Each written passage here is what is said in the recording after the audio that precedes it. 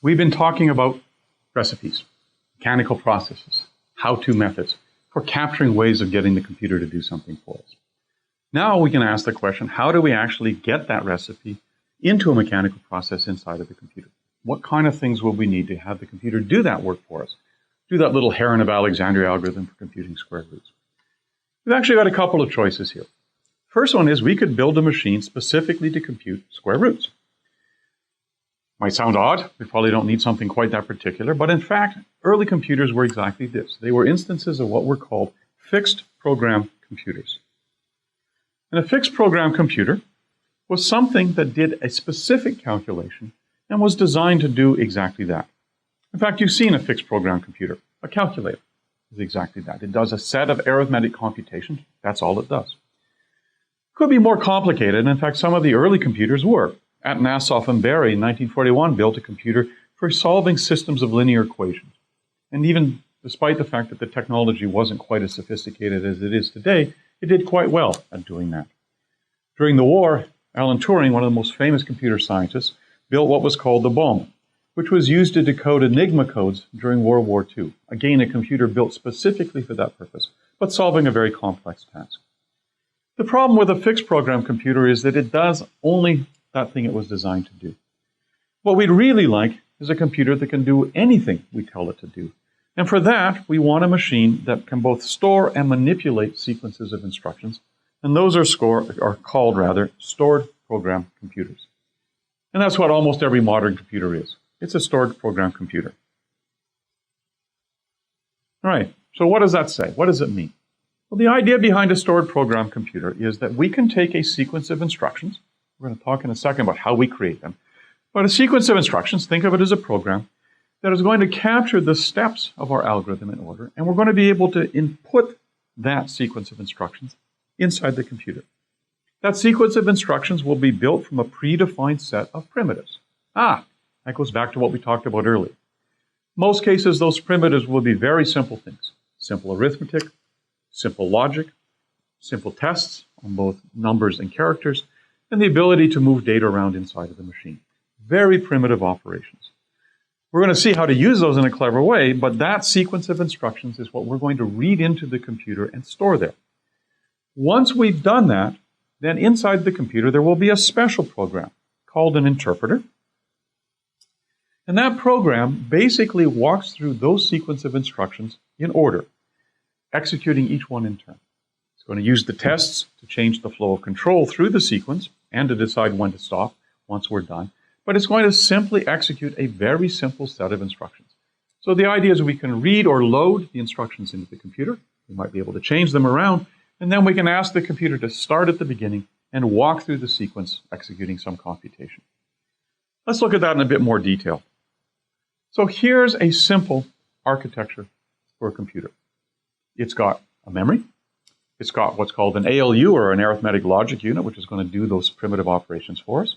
And it's got a control unit that keeps track of where things are and asks the ALU to do work.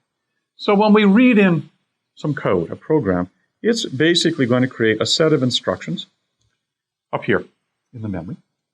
And inside the control unit, there's a special thing called a program counter that initially points to the first instruction in that sequence.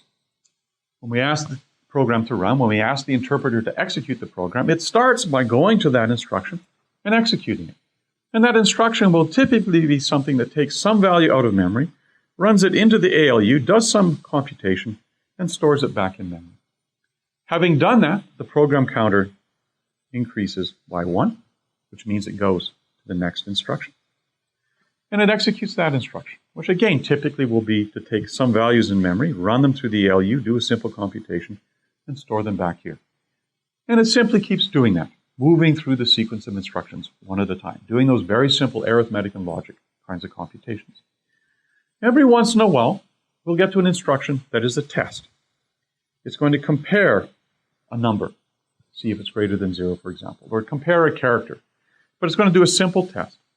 If that test turns out to be true, that test is going to actually change the program counter, causing the system to jump back to or jump forward to some other place in the code, changing where we are in the code. And it's going to keep doing that.